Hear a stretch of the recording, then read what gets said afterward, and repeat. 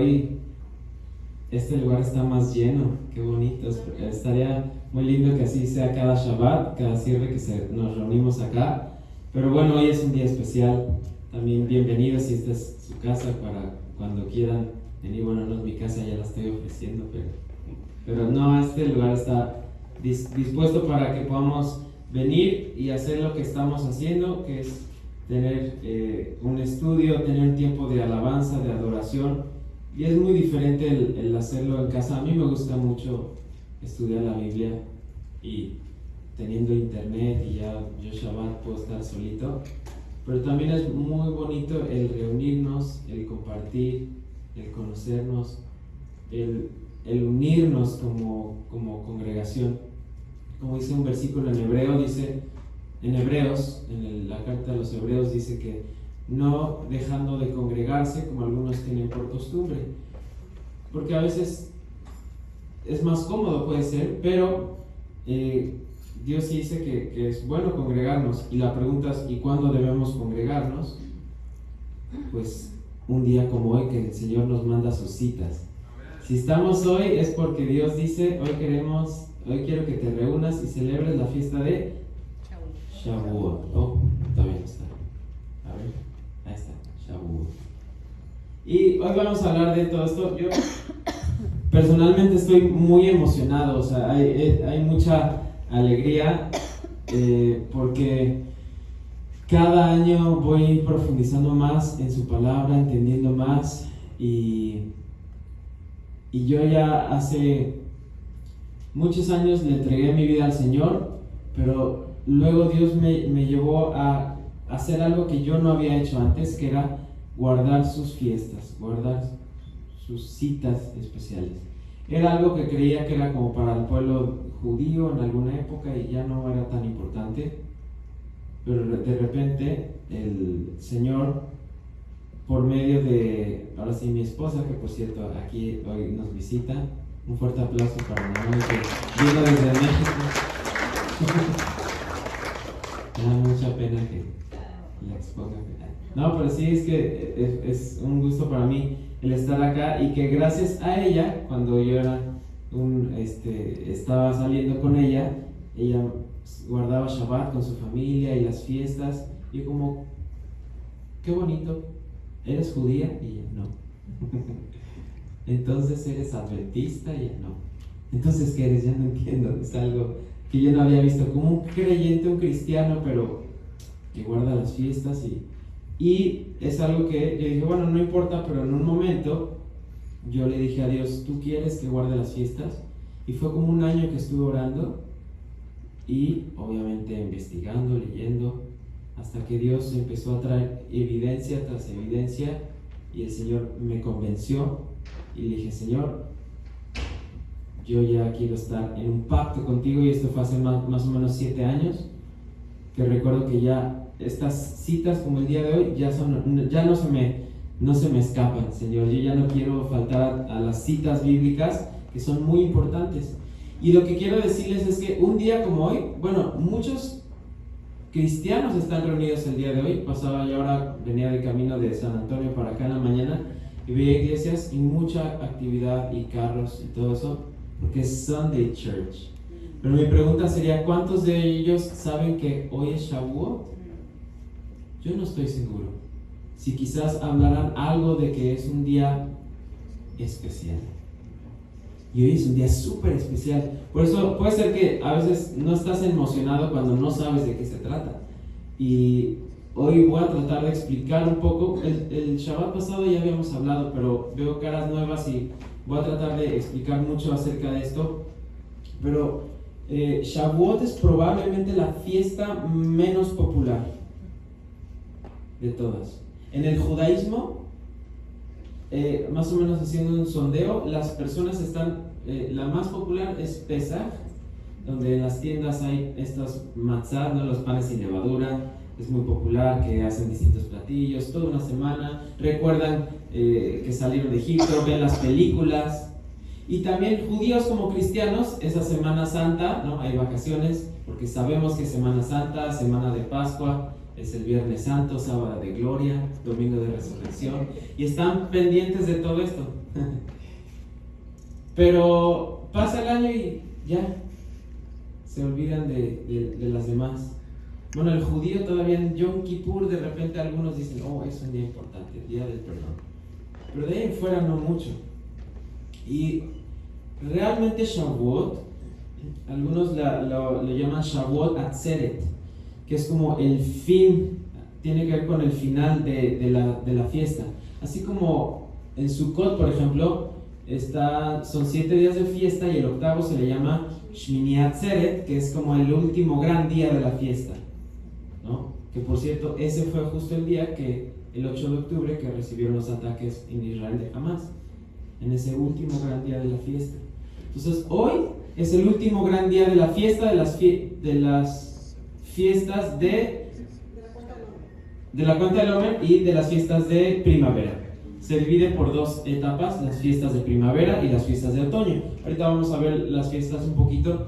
Y entonces esta fiesta no la podríamos quitar de Pesaj. Se conecta, por eso es como el cierre de Pesaj. Y por eso se le conoce también como la fiesta de la cosecha. Si ves le pones en Google calendario judío, calendario hebreo, te pone como un calendario que tiene que ver con las seasons, las estaciones de la siembra y la cosecha. Y todo también es por un plan profético. Y hoy vamos a ver cómo Dios sembró y finalmente cosechó. Y hoy día es un día de gran cosecha. Por eso es un día importante. No puedes decir como ya sembré y ya me olvido y qué importa si no reviso si hubo cosecha. Y hoy es un día muy importante. Entonces, Shavuot, muchos preguntan, ¿es un día alegre o es un día solemne? ¿Cómo es? ¿Alegre? ¿Solemne? ¿Alegre? ¿Quién dice solemne? Bueno, a mí algo que me hace recordar más o menos cómo es Shavuot es lo siguiente. Yo recuerdo mi boda, obvio estaba alegre, pero también era algo muy importante. Yo estaba nervioso. ¿Alguien recuerda el día de su boda? No, yo me acuerdo que le marqué a mi esposa y estaba muy nervioso y dije, aún no nos habíamos visto ya arregladitos. Entonces le dije, yo todo lo que te voy a decir en la ceremonia, le dije, quiero que sepas que no es como que solo lo estoy diciendo, de verdad cada palabra la quiero decir de todo corazón y con intención, porque a veces pasa la boda y estás tan nervioso que ya ni te acuerdas, pero es como no, yo quería estar consciente de todo eso, y es un día como solemne y alegre, yo diría las dos cosas, ¿no? Pero sí, claro que es un momento alegre, por eso a ver si al rato nos animamos y echamos unas danzas. Y muchas veces no sabemos si alegrarnos o no, como cuando te regalan algo, ¿no? Si de repente, yo me acuerdo que, no sé, hay gente que abre su regalo y ve su cara y no está tan contenta. Y a veces es porque pues, no le gusta, pero muchas veces es porque, no sé, al abuelito, ¿no? Que abriera y de repente viera en su regalo un iPad, ¿no? Igual el abuelo diría como, no, ¿esto para qué me sirve? No, así como, y los nietos así, abuelo, yo quiero un iPad, ¿no? Así, ¿yo para qué quiero eso? Porque el abuelo quizás no sabe ni todo lo que puede hacer con eso. Ahí puedes ver tus películas, puedes leer, puedes mandar mensajes, puedes hacer videollamadas con tu familia, puedes hacer 1000 cosas con una tablet. Pero si no sabes lo que puede hacer, pues no te alegras tanto, ¿no? Es como, ¿en serio esto? Tengo... Y si a los nietos les regalaran una tablet, sería como, wow, puedes hacer 1000 cosas con una tablet.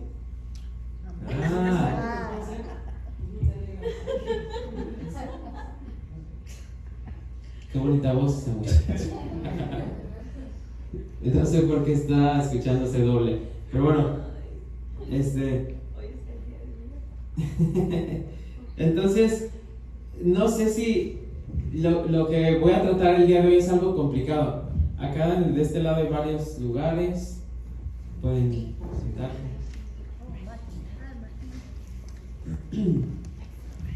Entonces, el día de hoy les voy a pedir así que seamos muy pacientes.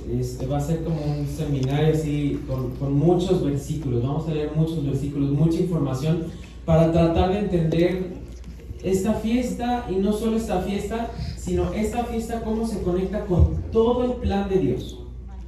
Este va a ser algo que yo espero que podamos entender cómo Dios nos dio la ley, ¿no? Que se celebra en Shavuot. Bueno, como veíamos, aquí hay dos imágenes. Shavuot, recordamos el espíritu que es de la Torah que se dio en el monte Sinaí, la ley de Moisés. Pero por otro lado recordamos el espíritu que se derramó en un día como hoy, en Shavuot también, mejor conocido para muchos como Pentecostés.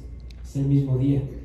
Entonces vamos a tratar de conectar estas dos momentos históricos, cómo tiene que ver, y aparte todo tiene que ver con el pueblo de Israel. Entonces, si no entendemos la historia de la Biblia, la historia de Israel, va a ser muy complicado. Por eso hay un curso que estamos allá algunos tomando que se llama La historia de una familia. Si tú no lo has tomado, te recomiendo mucho que te acerques a mí al rato si quieres, y te puedo compartir las grabaciones de ese estudio. Igual te puedes sumar si te pones al corriente, te puedes sumar los miércoles. Estamos estudiando a las 8 de la noche aquí en Dallas. Y ahí ves todo el panorama de la Biblia para entender un poquito mejor. Hoy voy a tratar de explicar algunas cosas, pero si yo me metiera en explicar la historia de una familia, podríamos tardar aquí 5 horas y solo vamos a tardar 3. ¿Por qué se ríen? Bueno, está bien, yo les dije que hay que ser pacientes porque hay mucho que ver. Y vamos a ver un poquito acerca de las fiestas. Me gusta que aquí tenemos también la menorá, donde... Bueno, la menorá que tiene el número 7, el 7 tiene que ver, como la vez pasada pregunté, con el número 7 es plenitud, estar completo. Y el número 7 nos recuerda también al día de reposo, que es Shabbat. ¿Por qué? Porque vas contando domingo, lunes, martes, miércoles, jueves, viernes, y el sábado es el séptimo día, ¿no? Descanso. Y también el número 7 a mí me ayuda mucho a ubicar, a aprenderme así las fiestas del Eterno, las fiestas que están en su palabra. Y también podríamos recordar los 7 espíritus de Dios que vienen en Isaías. Pero hoy voy a usar la menorá para recordar las 7 fiestas. Entonces, la primera es, como dice, Pascua, en hebreo Pesach. La segunda sería panes y levadura, o Hag Hamatzot. La tercera es primicias, o Bikurim. Luego viene Pentecostés, o Shavuot, la fiesta de las semanas. Trompetas, que en el judaísmo se le conoce como pues Rosh Hashanah, que realmente Rosh Hashanah pues es más de tradición, porque el año realmente empieza acá, el año. ¿Cómo celebras Año Nuevo en el mes séptimo? Un poco raro, pero así le llaman. Pero realmente es Yom Teruah, fiesta de las trompetas. Luego está fiesta del perdón, que es Yom Kippur, y termina la última fiesta con fiesta de tabernáculos, o Sukkot, o la fiesta de las cabañas. Y esas son las 7 fiestas. Pregunta: ¿cuántas fiestas de estas 7 son de peregrinación que tenías que ir a Jerusalén a celebrarlas? 3, muy bien. ¿Cuáles 3? Muy bien. Pascua, Pentecostés y Tabernáculos. Y está muy fácil si ves la menorá, porque es la primera, la del medio y la última. Ahí está. Y la fiesta que estamos ahorita es esta, que da cierre a estas fiestas de primavera. Digamos que terminan las fiestas de primavera, y entre Pentecostés y trompetas hay el verano. Ahí está el verano, y después arrancan las fiestas de otoño, ¿no? Donde aquí comienza la cosecha. Todo eso tiene que ver con los primeros frutos de la cosecha, y aquí es la última gran cosecha antes de que entre el invierno, ¿sí? Y todas estas fiestas son fiestas proféticas que nos anuncian el plan de Dios. donde las primeras 4 ya se han cumplido en la venida del Mesías, pero no cumplió todos como la visión profética, sino solo cumplió las primeras 4 y las demás están reservadas para su retorno.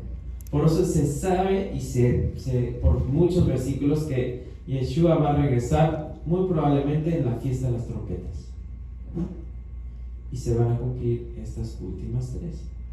Por eso cuando dice Colosenses, que es un versículo que citan mucho los que están en contra de que nos reunamos y celebremos Shabbat, te citan Colosenses capítulo 2, donde dice: nadie os juzgue en comida, en bebida, en día de reposo, lunas nuevas, todo lo cual es sombra de lo que ha de venir. Este versículo, ya lo hemos analizado, es completamente al revés. Los judíos no te van a juzgar si no guardas Shabbat. A los judíos no les interesa que los gentiles guarden Shabbat.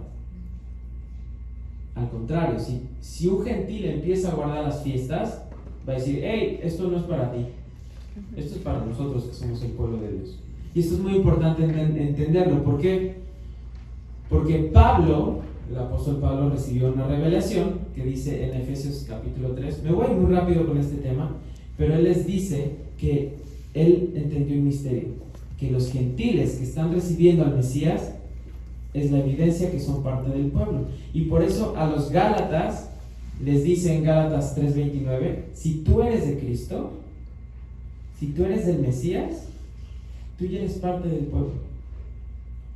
Por eso la palabra apóstol que usaba, dice Pablo, yo soy un apóstol a los gentiles. La palabra apóstol, bueno, viene de una palabra griega, apóstolos, pero la palabra hebrea sería la palabra shaliach. Shaliach es un enviado y puede ser también utilizado como un embajador, lo cual es interesante. Oye, un embajador, ¿qué es lo que trata? Pues los asuntos que tienen que ver con sus paisanos, ¿no? Si yo soy un mexicano y estoy probablemente, no sé, en Argentina y tengo un problema, mis documentos, cualquier cosa, voy a tratar de ir a una embajada mexicana, donde el embajador igual me pueda ayudar a mí como mexicano. Entonces la pregunta es, ¿por qué Pablo es un embajador a los gentiles? O sea, Pablo va a ir a los corintios, a los gálatas, a los filipenses, a los efesios. A un embajador, Pablo, ahí no hay judíos. Y él, bueno, pero yo les voy a dar su green card de judío, no sé cómo es. Su nacionalidad, no judía, sino su nacionalidad como parte del pueblo de Dios. Su nacionalidad israelí. Entonces es un misterio que Pablo entendió que ellos tienen acceso también.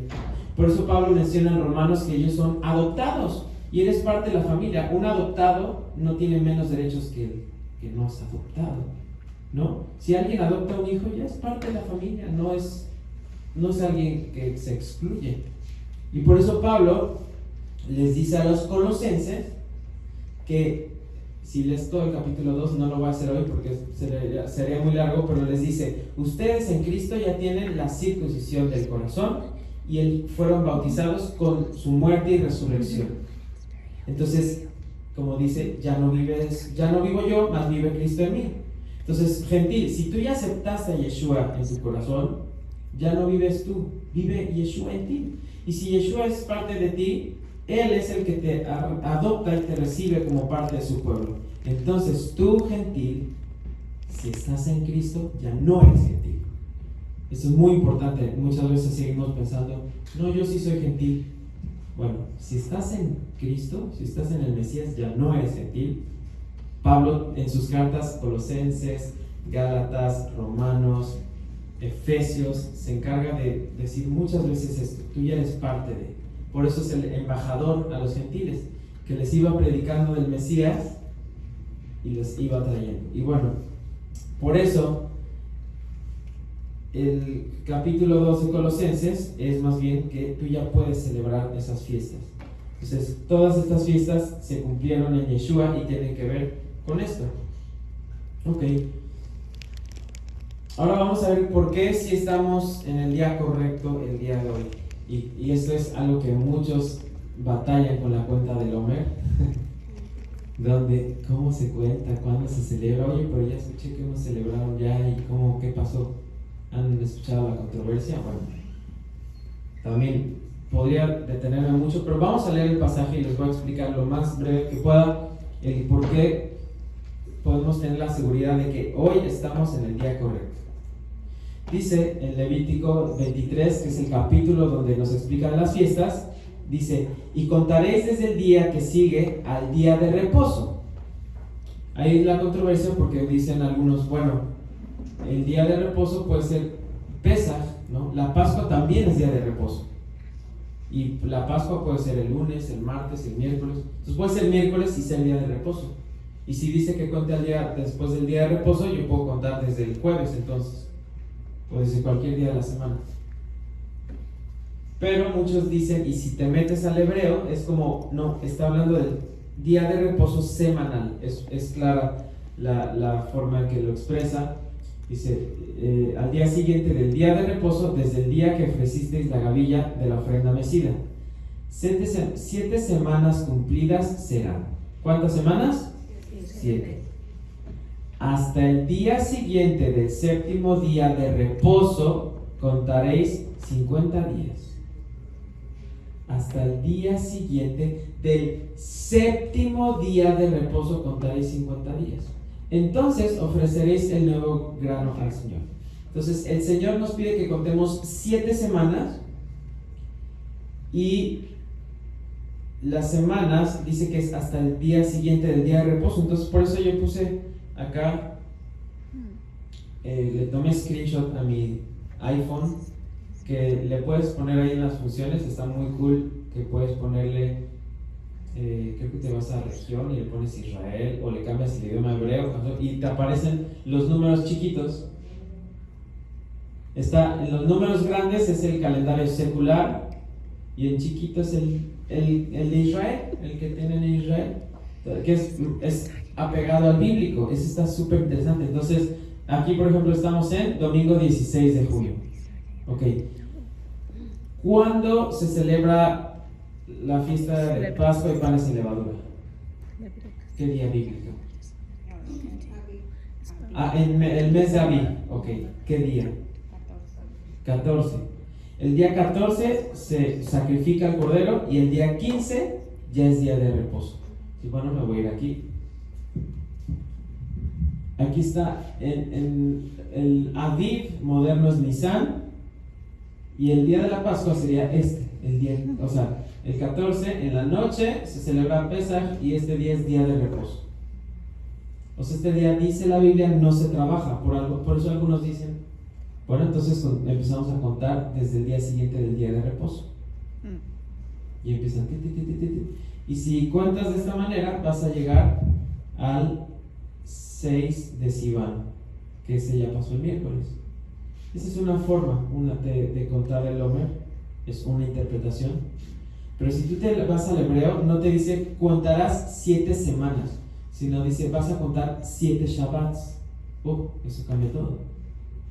Porque la palabra que dice contarás 7 Shabbats, de aquí, si empezara a contar el miércoles, el siguiente miércoles no es Shabbat, y este no es Shabbat.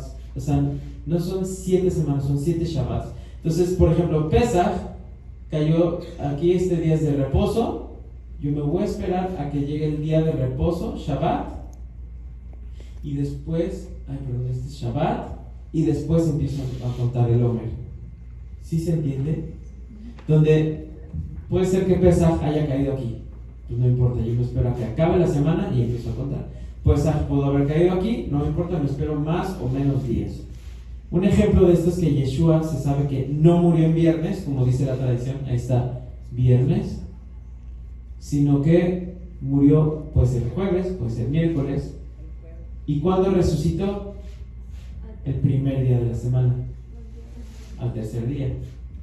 Entonces, si murió miércoles, es muy probable 1, 2, 3, y ya el primer día ya resucitó. Este día es el día de las primicias, eso se sabe. Yeshua resucitó en la fiesta de las primicias, que es Bikurim. Y ahora sí comienza la cuenta del hombre. Entonces vamos a contar juntos para que veamos si estamos en el día correcto que Dios nos manda. Dice, vamos a contar 7 semanas. Pregunta, ¿cuándo empieza la semana?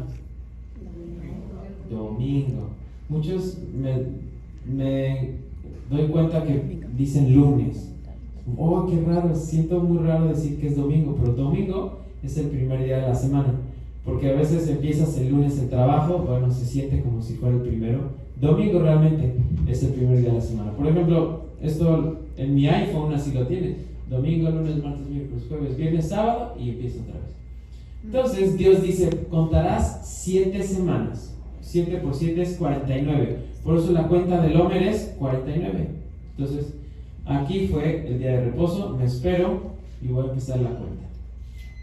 Ayúdenme a contar. Este sería entonces el primer día.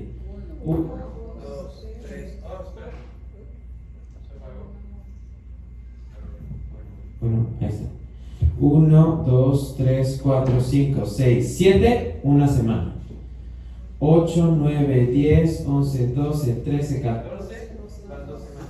¿Será la tuya?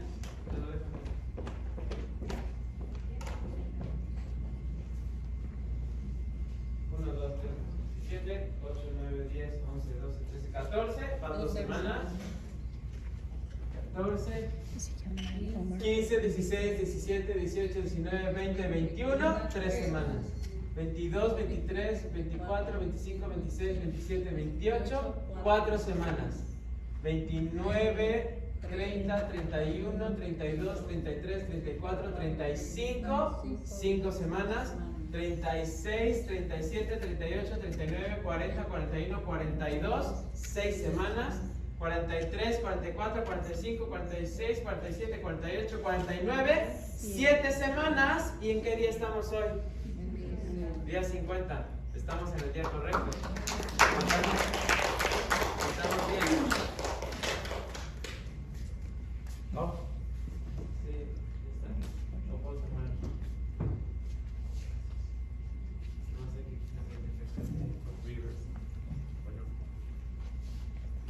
Bueno. Ok, bueno. Entonces estamos en el día correcto. Híjole. Esto es así.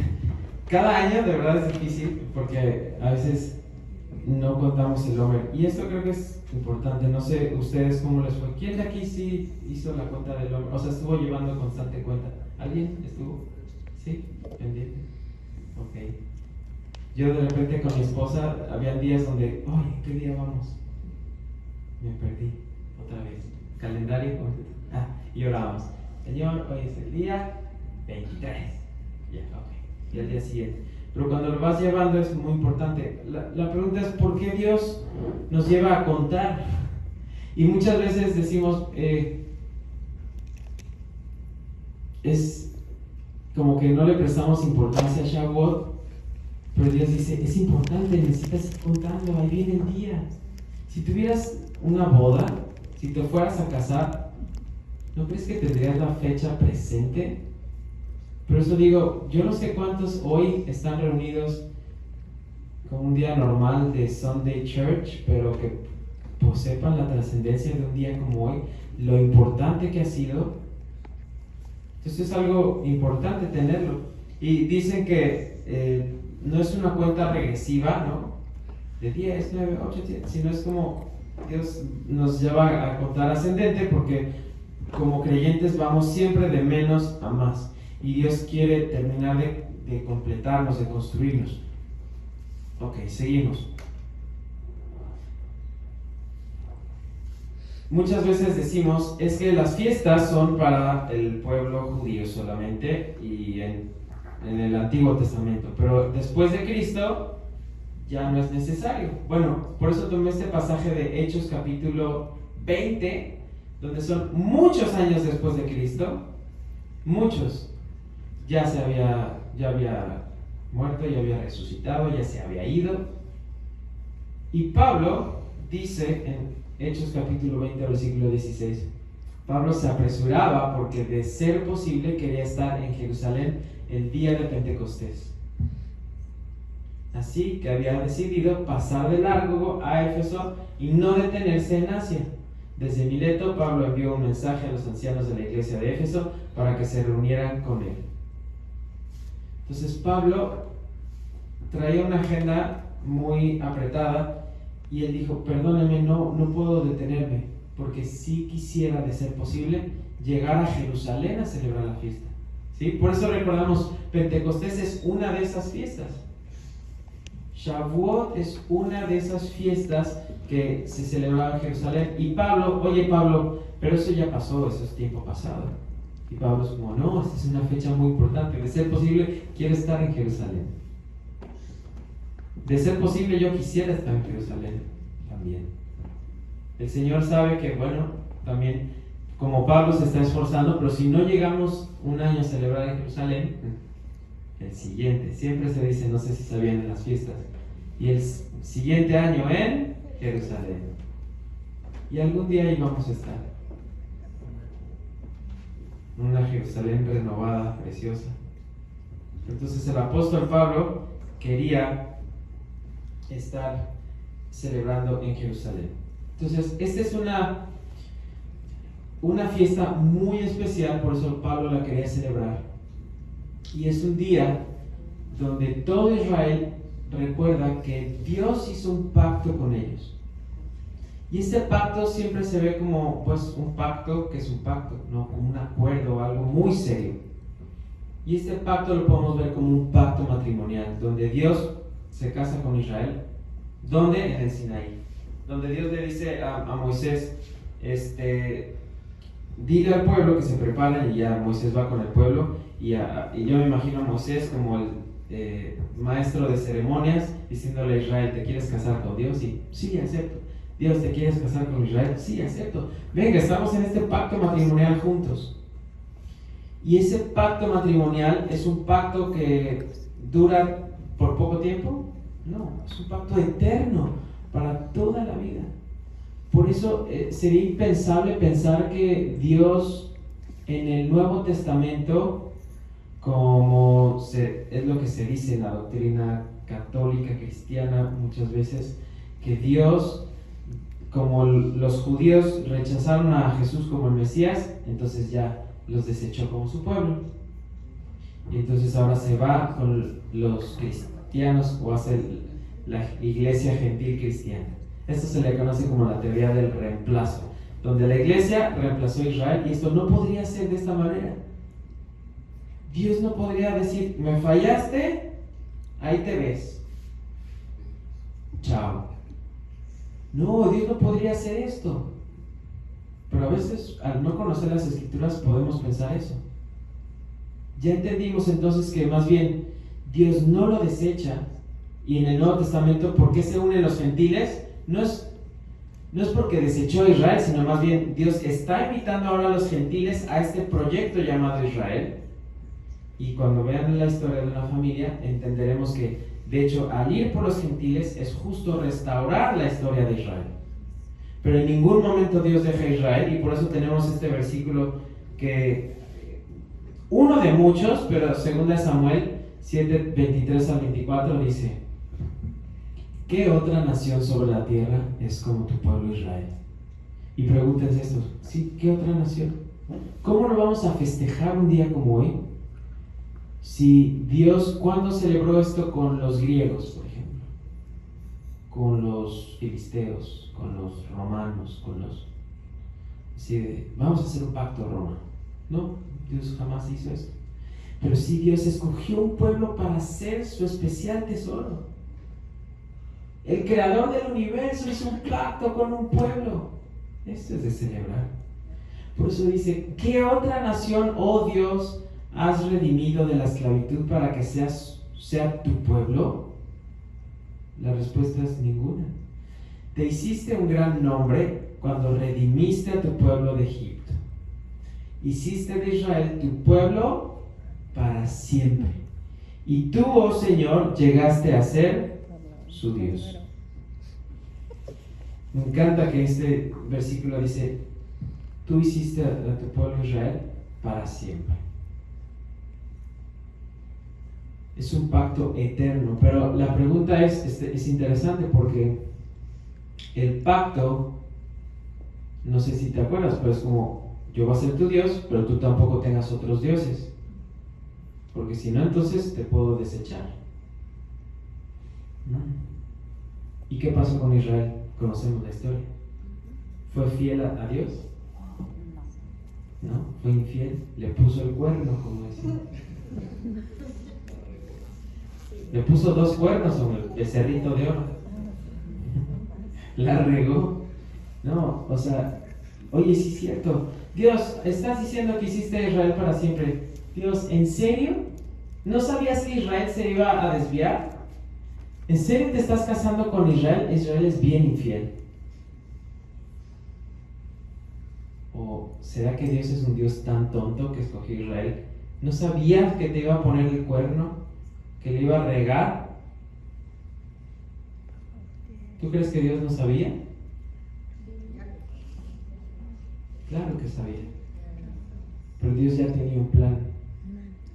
Hoy quiero que recordemos, ya sabemos ese plan, pero a veces no lo recordemos. Lo que yo quisiera que podamos ver otro aspecto y recordar cómo es Dios, su fidelidad, que se mete en aprietos Dios con sus elecciones, escoge a Israel, le falla, ¿y ahora qué vas a hacer, Dios?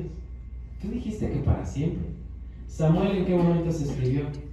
Cuando Israel todavía ni siquiera se dividía.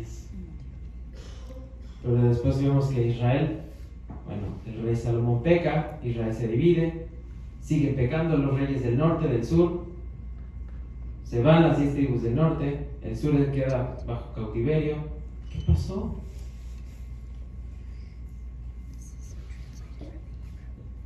Ahorita estoy pensando en Oseas, que es un gran ejemplo. ¿Sabías que la profecía de Oseas es justo como un resumen de esta relación de Dios con su pueblo Israel, como si fuera una esposa? Y Gomer representa a Israel. ¿Gomer quién es? La esposa infiel del profeta Oseas. Oseas en hebreo es Oshia. El nombre del Mesías es Yeshua. Yeshua y Oshia es el mismo nombre, son tocayos. Solo Oshia sería como salva o salve, y Yeshua es salvación, pero es lo mismo. No por nada el profeta Oseas es tocayo del Mesías, porque le dice Dios: toma una mujer adúltera que te va a hacer infiel, pero aún así ámala, porque Oseas y la mujer adúltera van a representar lo que Dios va a hacer con su pueblo. ¿Y quieres saber qué pasa con Dios y su pueblo? Si Dios va a perdonar, lees Oseas y ves que al final hay restauración. Aquí están las cláusulas del matrimonio en Éxodo 19, donde dice: ahora bien, si me obedecen y cumplen mi pacto, ustedes serán mi tesoro especial entre todas las naciones de la tierra, porque toda la tierra me pertenece. Entonces aquí es un pacto donde, wow, Dios les está diciendo: si tú cumples este pacto, serás mi especial tesoro. Dios no te va a cumplir, pero Dios se va a encargar de hacerlo suceder. ¿Cómo? Vamos a seguir avanzando. Luego dice, cuando la historia de Israel se empieza a poner cada vez peor y peor, ¿no? Recordamos que Israel se divide. Pregunta: ¿cuándo se divide el reino de Israel? ¿En qué año? ¿En qué época? El reinado del hijo de Salomón. Ajá, con el hijo del reinado del hijo de Salomón, Roboam. ¿Pero en qué año históricamente? No. Necesitan meterse al curso y responder todas las cuestionarios. En el 930, ya lo escuché fuerte allá. ¿En el 930 qué? Antes de Cristo, claro. En el 930 antes de Cristo se divide el reino. Bueno, ya hay 2 pueblos, Israel y Judá. Luego, ¿en qué año llegan y conquistan al norte? En el 722 antes de Cristo. ¿Qué imperio llega y se lleva al norte? Los asirios. Llegan los asirios, conquistan el reino del norte y se lo llevan. Y desde entonces se le conoce al reino del norte como las ovejas perdidas de la casa de Israel, como las tribus perdidas. ¿Cuántas tribus se perdieron? 10. Al exilio. Se mezclaron entre las naciones, no saben ni quién es quién. Y luego, ¿qué imperio llega y conquista ahora el sur? Babilonia. ¿Babilonia en qué año? Con Nabucodonosor, exactamente. En el 605 a.C. lo conquistan, destruyen el templo y se los llevan. Hay la historia de Daniel y sus amigos, ya no es en Israel, eso sucede en Babilonia. Y ya luego regresan del exilio y luego los conquistan los persas, luego los griegos, luego los romanos. Y cuando lees el Nuevo Testamento, por eso está lleno de romanos. ¿Y por qué Yeshua murió en una cruz? Porque esa era la tortura romana. ¿Por qué? Porque estaban bajo el gobierno romano. Entonces, pobre Israel se la pasó de imperio tras imperio conquistando, le fue súper mal. ¿Por qué? Porque abandonó el pacto. Cuando nosotros leemos historia, no es nada más como, oh, qué interesante, oh, qué interesante. No, trata de ver, aprender de la historia. Piensa en tu vida. ¿Cómo te ha ido? Hay una ocasión muy especial que puede ser que Dios permita dificultades en tu vida, pero cuando tu fe ya está probada, tú y Dios ya sabe que lo amas y que estás fortalecido en Él, y Dios quiere usarte para algún tema muy especial, como lo que es la vida de Job.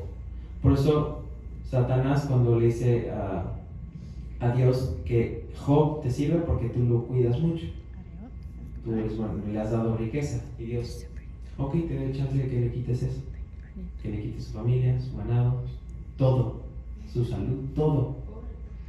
Pobre Job. Si tú crees que te ha pasado algo malo, no te comparas para nada con Job. Job sí lo perdió todo, todos sus hijos, todo. Pero eso es un caso muy especial. Realmente la mayoría de las veces en nuestras vidas es más como la historia de Israel, donde Israel, yo te dejé mi palabra, hicimos un pacto de mis mandamientos, ¿y qué hiciste? No los pelaste, no le hiciste caso, hiciste lo que tú querías, como los jueces. Dios, tengo tu palabra, pero voy a hacer mejor esta idea, que se me ocurrió esta idea para hacerla mejor. ¿En serio le vas a decir eso a Dios? Y luego, ¿cuál es la consecuencia? Que empiezan a haber rupturas, empiezan a haber cosas. Y la verdad, muchas cosas son que traemos herencia de nuestros padres, que también sufrieron mucho, vivieron sin la instrucción de la palabra del Señor, sin saber bien, y pues heredamos eso. Y estamos tratando de echarle ganas, pero muchas veces no nos apegamos a la palabra de Dios, y este es el manual de vida donde quizás nuestra vida no está saliendo como funciona y tenemos insatisfacción, tenemos ansiedad, depresión, muchas cosas, y probablemente es porque no hemos revisado el manual, que es su Torah, su instrucción. No hemos descansado como Dios pide que descansemos, no hemos confiado como pide Dios que confiemos, y Dios permite esas consecuencias para que quizás así descansemos, ¿no? Hay quienes aguantan poquito y dicen, Señor, no, perdóname, la verdad ni te he tomado en cuenta en mi vida, ni he tomado tu palabra en cuenta en mi vida, yo quiero regresar. La palabra arrepentimiento en hebreo es Teshuvah. Teshuvah significa regresar, retornar a esa correcta relación con Dios. Entonces, hoy estamos recordando el pacto, como ese pacto matrimonial, donde puede ser que tú ya hayas entregado tu vida al Señor, ya hayas hecho un pacto con Dios, como el que yo recuerdo hace 7 años, donde yo me bauticé y me eché un clavado y le dije, Dios, soy tuyo, ¿no? Me sumergí en agua y recuerdo muy bien el momento. Si tú ya hiciste eso y te has desviado de su vida, hoy es un buen día para renovar ese matrimonio, ¿no? Renovar votos con Dios. Decirle, Señor, me he desviado, quiero estar contigo. Y puede ser que tú ni siquiera le hayas dado a Dios la oportunidad de gobernar sobre tu vida en ningún momento, pero quizás ahora sería un buen momento donde puede ser que Dios está permitiendo dificultades que no son pruebas, sino son consecuencias de tus malas acciones, de tus malas decisiones, Y eso es lo que Dios está usando para que lo voltees a ver. Y si Dios de repente ve que dices que no, puede ser que permita otra cosa más y más difícil, ¿no? Hasta, como dicen, pues, hay algunos que tienen que tocar fondo. Y hasta que tocan fondo, Dios los trae de regreso. Y pueden hacer teshuvah, retornar al Padre. Entonces, aprendamos de la historia de Israel, donde, híjole, Dios una y otra vez me ha buscado y yo soy el que ha sido muy duro. Vamos a leer algo muy fuerte que Dios le dice a Israel por medio de Jeremías. Dice: esto dice el Señor. Le está diciendo a Israel. Y el capítulo 2 y 3 le habla específicamente al reino del norte, que es en las 10 tribus del norte. Dice: Israel, ¿qué mal encontraron en mí sus antepasados, los que llevó a alejarse tanto de mi lado? Rindieron culto a ídolos inútiles y ellos mismos se volvieron inútiles. Me encanta esta pregunta que Dios le hace: ¿qué mal han encontrado sus antepasados que los llevó a alejarse tanto de mí? Es una buena pregunta. Dios diciéndole a Israel: dime una cosa que yo haya hecho mal contigo, Israel. Una, donde igual, perdóname, la regué, o una. Israel permaneció callado. Y tú puedes hacer esta misma pregunta en tu vida.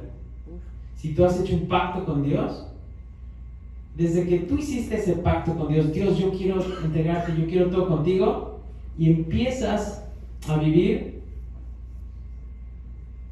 y de repente las cosas no van bien, ¿a quién le vas a echar la culpa? ¿A Dios? Dios te va a decir lo mismo. A ver, dime una vez que yo te haya fallado. No vas a encontrar esa respuesta. Y yo lo pienso en mi vida. Una vez que tú me hayas fallado, Señor, de verdad no encuentro en ningún momento, y sé que ni la encontraré. Y esto me parte el corazón, me impresiona de Dios, como Él solo ha sido paciente, misericordioso, amoroso. ¿Cómo podría yo voltear y reclamarle algo? Porque lo conozco, porque he hecho un pacto con Él. Si tú no has hecho un pacto con Él y estás fuera de una relación con Dios, no sé cómo podrías seguir viviendo sin Dios en tu vida. Porque Dios es el que hace este tipo de preguntas. Si quieres vivir tu vida sin mí, buena suerte. Por eso está ahí la libertad que yo te he dado. Pero si tú haces un pacto conmigo, no vas a poder responderme: sí, Dios, ahora tú me fallaste. No. Si estás fuera de pacto y te va mal y cosas pasan, no culpes a Dios. Israel jamás pudo encontrar algo malo en el Señor. El Señor siempre fue bueno. Luego vemos cómo se apartan Israel y Judá, y Dios dice: van a haber consecuencias, pero también Dios va a usar esas consecuencias para hacer un plan bueno. Dice en Jeremías 31, dice: he aquí vienen días, dice el Señor, en que sembraré la casa de Israel y la casa de Judá de simiente de hombre y de simiente de animal.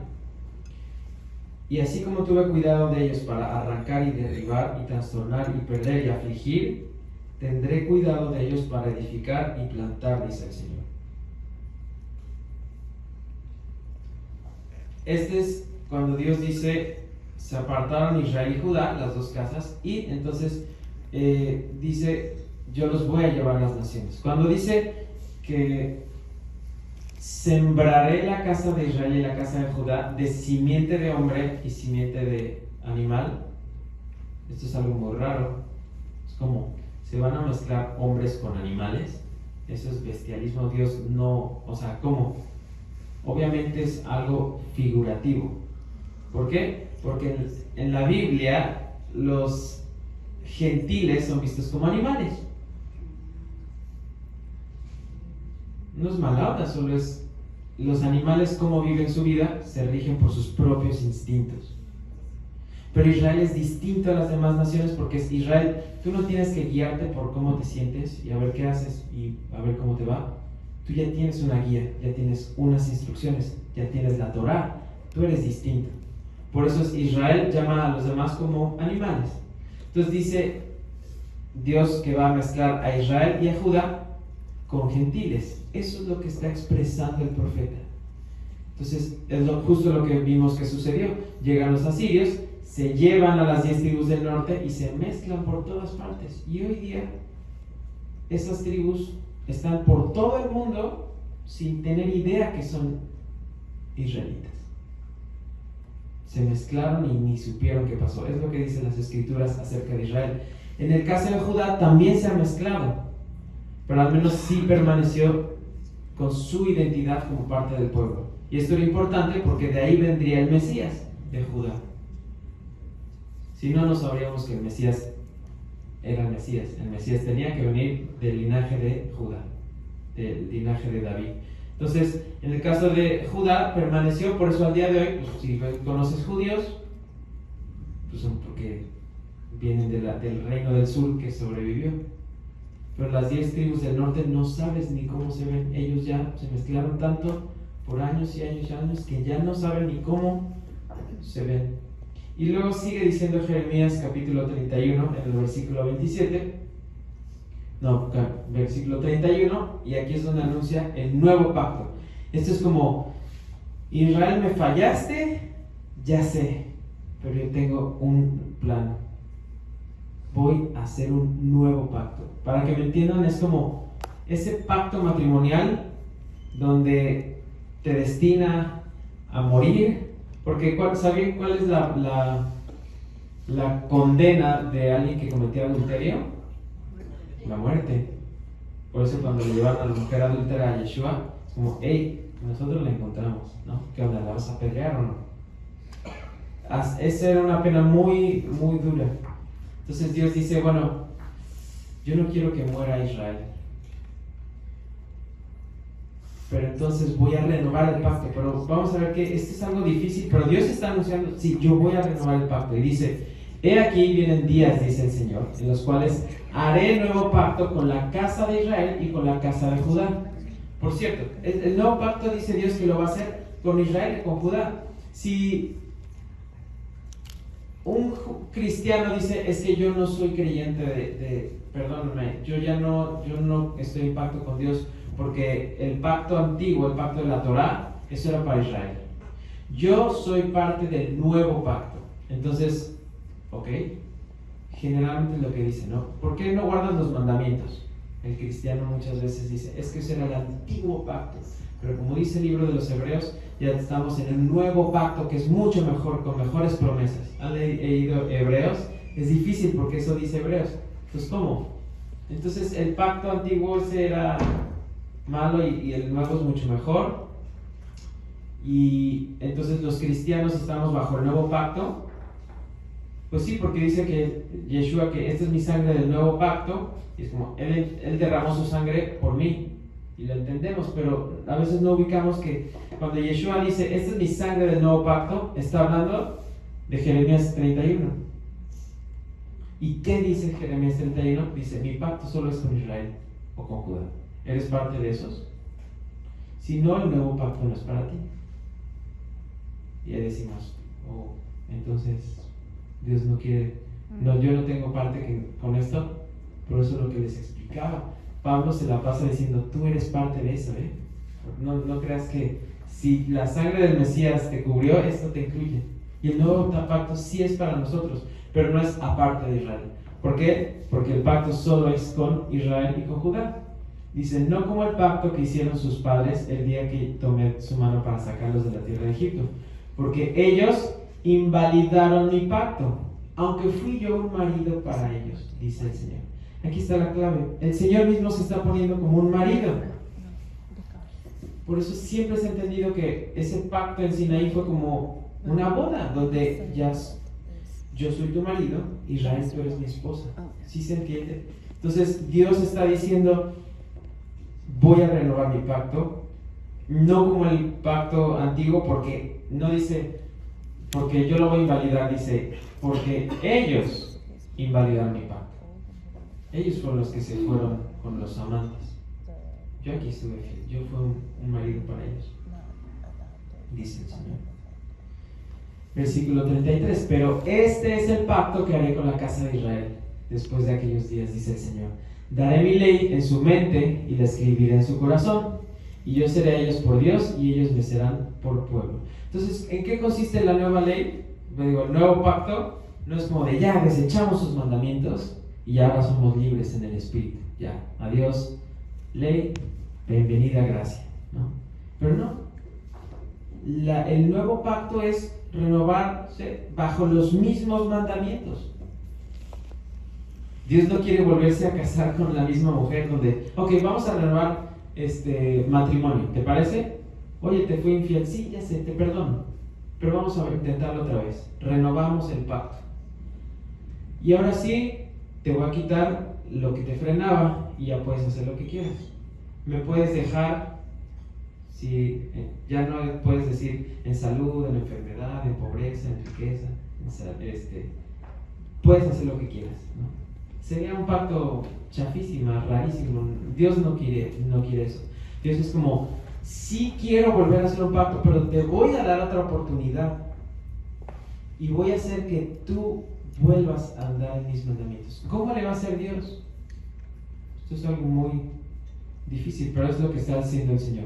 O sea, el nuevo pacto no quita los mandamientos, al contrario, los afirma. Tan los afirma que dice, te los voy a poner, te los voy a escribir en tu mente y en tu corazón. Y así yo seré tu Dios y ellos me serán por pueblo. Esto es lo que justo dijo Yeshua, tanto en Mateo, Marcos, vienen los evangelios, dice, y les dijo, esta es mi sangre del nuevo pacto, que por muchos es derramada. De cierto os digo, que no beberé más del fruto de la vid hasta aquel día que lo beba de nuevo en el reino de Dios. Yeshua está anunciando que Él va a renovar el pacto. ¿Ok? Dice Jeremías acerca de Israel que... Yo le hice algo, lo voy a picar. Bueno, voy a apagar y prender muchas veces, así funciona. Oh. No, pues ni idea. Si quieres nomás te digo así de next y ya. Estamos raro. ¿Cómo vamos? Pueden estirarse un poquito porque han sido muchos pasajes. Estamos revisando la dificultad del pacto con Israel, si lo desechamos o no. Pueden, también hay botellitas de agua, pueden pararse, pueden respirar. Sé que les había dicho que el día de hoy son muchos versículos, pero es muy importante entender todo esto. ¿Sí me están siguiendo? Sí, claro. Sí, perfecto. ¿Estamos atentos? Es que realmente esto del pacto abarca toda la historia bíblica, entonces hay que pasar por todo y solo son algunos extractos de los profetas. Dice, por ejemplo, Jeremías capítulo 3, versículo 8, está hablando Dios a Israel y a Judá. Aquí le está hablando a los dos. Dice, los dos están súper mal. Tanto Israel, que se fue con sus amantes, y ¿qué hizo Dios? Le tuvo que dar carta de divorcio. Y aquí en este versículo está criticando a Judá, que es el reino del sur, que vio cómo pasó eso en el norte y no le importó. Vamos a leer, dice, ella vio que por haber fornicado la rebelde Israel, o sea, Judá, el reino del sur, vio todo esto, dice, yo la había despedido y dado carta de repudio, eso es igual a dado carta de divorcio. Pero no tuvo temor la rebelde Judá, su hermana, sino que también fue ella y fornicó. Esto es lo que vimos, donde Judá no se arrepintió y por eso vio que los asirios llegaron, se llevaron a su hermana y pues yo debo ser buena, se sintió buena. Y Dios dijo, no, tú también necesitas hacerte shuvah, arrepentirte. Y ella, no, yo estoy bien, no. Y por eso llegan los babilonios, se la llevan también. Nada más que Dios no le dio carta de divorcio a Judá. Entonces, aquí está hablando de que Dios le dio carta de divorcio, carta de repudio. Y esto es algo muy interesante porque Yeshua, cuando viene, anuncia que Él viene a ¿qué? Como dijo, esta es mi sangre del nuevo pacto. Él viene a renovar la historia con Israel. Y por eso recordamos las fiestas. La primera es Pesaj. Pesaj fue súper importante. ¿Cuándo dijo Yeshua esto de la copa? En Pesaj, precisamente. Entonces dice, yo voy a anunciar. En la primera fiesta, Él anuncia esto. Y otra pregunta, ¿cuál es el primer milagro que hizo Yeshua? Convertir el agua en vino. El milagro favorito de los borrachitos. Wow, Yeshua, ¿no quieres intentarlo de nuevo? Aparte dicen que cuando lo probó el maestresala era el mejor vino que jamás había probado en su vida. Pues que no digan que a Yeshua no le gusta el vino. A mí me gusta cada viernes echar una copita de vino, ¿no? Nunca me he pasado, nunca me he sentido mareado, no es algo que tenga un problema. Pero no creo que sea mal. Si ha habido un problema de alcoholismo, vaya, ahí ya te puedes ir con cuidado. Pero Yeshua no creo que tuviera problema con echarse una copita de vino, porque su primer milagro fue convertir el agua en vino. Y dirías, bueno, eso es algo muy interesante, que poderoso Yeshua, ¿no? ¿Qué es muestra de qué? De que, wow, pues es sobrenatural. Bueno, ¿y qué más está diciendo con ese milagro? ¿Por qué hizo eso? ¿Por qué en Caná de Galilea? ¿Por qué en una boda? Si es el primer milagro, hay que prestar atención por qué lo hizo Yeshua. Si Él está haciendo esta representación en una boda, es porque quiere recordarnos que Él viene a renovar ese pacto matrimonial. Por eso, en una boda voy a hacer una señal muy grande que por generaciones se va a platicar del milagro que sucedió. Hoy estamos recordando boda. Yeshua hizo un milagro en la boda. ¿Por qué convirtió el agua en vino y por qué lo hizo como lo hizo? Si recuerdas el pasaje, él dice que, bueno, María es la que le pide a Yeshua que haga esto, y él, ok, les pide que agarren vasijas, no de barro, sino como unas tinajas de piedra. ¿Por qué? Porque estas tinajas servían para llenar las alberquitas de purificación. En hebreo se le conoce como la mikve. La mikve es donde cuando los judíos querían purificarse se sumergían a la mikve. Yo, por ejemplo, me bañé, no me metí en una mikve, pero es una forma de purificarnos, ¿no? Nos bañamos para limpiarnos. Y los judíos tenían la mikve, que era algo muy especial y sagrado, donde te purificas de impurezas. Entonces Yeshua les pide que llenen estas como tinajas de piedra, porque la piedra es más pura y no se contamina, y Él les pide que las llenen de agua, y ahí es donde ¡pum!, las convierte en vino. Lo cual es muy raro. Si un rabino hubiera visto que esas tinajas que sirven para purificar, para llevar la mikve para purificar, están llenas de vino, se hubieran fartado así de no. Eso fue muy ortodoxo de Yeshua, de su parte. Pero no importa, Él les dice, tomen estas tinajas que Él sabía perfectamente que son las tinajas que usaban para llevar el agua a las mikves de purificación, y ahí las convierte en vino. Y bueno, ya lo sacan y lo sirven y todo el mundo feliz. Entonces, ¿qué es la señal que nos está diciendo? Yeshua llevó a cabo este milagro en Caná de Galilea. La palabra Caná en hebreo tiene que ver con adquirir. Yeshua, ¿qué es lo que va a adquirir? Viene por su novia. Pero su novia está impura. Su novia le fue infiel. Su novia merecería morir. Entonces, el agua no iba a ser suficiente para limpiar a esa novia. Por eso Él convierte esa agua en vino que el vino que representa su sangre. Entonces, estas tinajas de piedra que servían para llevar agua que purificaba a las personas, tenían el vino que representa la sangre del Mesías, que iba a ser la que Dios iba a utilizar para purificarnos a todos nosotros, pagando nuestro lugar y así pudiéndonos tomar. Dios tenía que purificar a la novia, si no, no podía tomar. Me encanta porque en la historia de Israel, de repente le dice: Israel, eres de lo peor, eres una fornicaria, ¿no? Te fuiste, ¿no? Fornicaron, y después la vuelve a llamar la Virgen de Israel. Es como, Dios, ¿en serio la vuelves a llamar Virgen de Israel? ¿Cómo eso? ¿Cómo así, diría? Que, o sea, le llama fornicaria y que se fue con sus amantes, y después Dios vuelve a llamar a Israel la Virgen de Israel. Es como, Dios, ¿no? ¿Por qué le llamas virgen? Por eso dice que Él renueva todo. El Señor tiene capacidad de renovar todo. Y por eso Pablo lo entendió.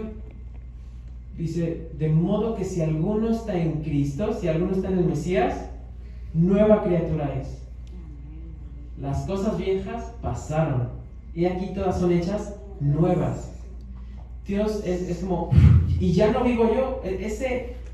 Esa persona fornicaria, ya no vivo yo. Ahora el Mesías vive en mí. Y soy una nueva criatura. Entonces Dios, ya eres una nueva criatura, Virgen de Israel. Y dice en Apocalipsis, y como dice una canción: y a su esposa se le ha concedido que se vista de lino fino resplandeciente, para recibir al Rey. Entonces su iglesia fue renovada, se le concedió. Así de, Dios, yo no me desearía estar de blanco el día de hoy. Yo estoy súper manchado. Dios nos concedió por la sangre de Yeshua esa purificación para decir: ya eres nueva criatura, Virgen de Israel, me quiero casar contigo. Entonces esa es la forma que Dios logró restaurar. Y vamos a ver una analogía muy interesante, que cuando tú le dabas carta de divorcio, ¿no? Vamos a leer Romanos 7, 1 al 6. Dice: analogía tomada del matrimonio. ¿Acaso ignoráis, hermanos? Entre paréntesis, pues hablo con los que conocen la ley, ¿no? Este paréntesis es buenísimo, porque Pablo dice cosas muy difíciles de entender, que de repente, no te entiendo, Pablo, y él dice: claro, tienes que entender, yo hablo con los que conocen la ley, conocen la Torah. Y por eso, si no conoces bien la Torah, a Pablo te va a costar trabajo entenderlo. Y esto lo dice Pedro clarísimo. Si quieren apuntar, no está aquí en la presentación, pero segunda de Pedro, capítulo 3, versículo 15 y 16. Pedro, que era judío igual que Pablo, vivía en la misma época que Pablo, dice: nuestro amado hermano Pablo, de entre las cuales es segunda de Pedro 3, versículo 15 y 16. Dice: nuestro amado hermano Pablo, dice, tiene algunas cartas que son difíciles de entender, las cuales los inconstantes y los indoctos tuecen, las transgiversan, ¿no? Pues causando propia perdición. ¿Lo tienes por ahí? ¿Lo quieres leer? Sí, lo consigue. Yo es que lo parafraseé, pero... ya. O alguien lo tiene, segunda de Pedro 3, 15. ¿Lo tiene? Ya, versículo 15 y 16. Sí. Dice: y recuerden que la paciencia de nuestro Señor da tiempo para que la gente sea salva. Esto es lo que nuestro amado hermano Pablo también les escribió con la sabiduría que Dios le dio al tratar estos temas en todas sus cartas. Algunos de sus comentarios son difíciles de entender, y los que son ignorantes e inestables han tergiversado sus cartas para que signifiquen algo más diferente, así como lo hacen con otras partes de la Escritura. Esto resulta en su propia destrucción. Así es. Está distinta esa versión a la que conocía, pero es lo mismo. Hay unas cosas difíciles de entender de Pablo. Por eso ahorita vamos a entrar en una sección donde, uy, Pablo, está bien difícil, ¿qué estás diciendo? Muchas veces es difícil y las personas dicen que, bueno, en nuestra versión dice los ignorantes. En la Reina Valera dice los indoctos, que los indoctos son los que no tienen doctrina. Y la fuente de doctrina es la Torá, la ley. Si no conoces la ley, que es eterna, que no cambia, vas a decir, no, eso ya no aplica. ¿Por qué? Pablo aquí dice, ¿no has leído Gálatas? ¿No has leído Romanos? ¿No has leído Colosenses? ¿No has leído Corintios? Y te van a sacar Pablo. Es como, no, hermano, si tú no conoces bien la ley, es difícil entender a Pablo. Pues bueno, esto es como un paréntesis en cuanto a Pablo. Pero aquí Pablo nos va a decir algo muy interesante que a mí jamás se me hubiera ocurrido. Por eso Pablo nos va a explicar, es que hay algo muy interesante en la ley, que si tú le dabas carta de divorcio a una mujer, a tu esposa, no podrías volverla a tomar. Y se dice por comentarios que esto es algo que hicieron como para que no des carta de divorcio a cada ratito, ¿no? Donde, híjole, ¿me viste feo? No, ya, carta de divorcio. Y al rato, no, extraño a mi esposita, no, bueno, regresa conmigo. Y al rato, esta sopa no tiene sal, no, ya te voy a dar divorcio. Y voy a buscar una que sí cocine con buena sazón. Y al rato, no, pues sí te extraño. No, al rato andas divorciando. Y es como, no, a ver, si tú le das carta de divorcio, tienes que saber que no la puedes volver a tomar de regreso. Para que la pienses, ¿en serio? Y se dice que solo le podías dar carta de divorcio si había un motivo válido, como fornicación.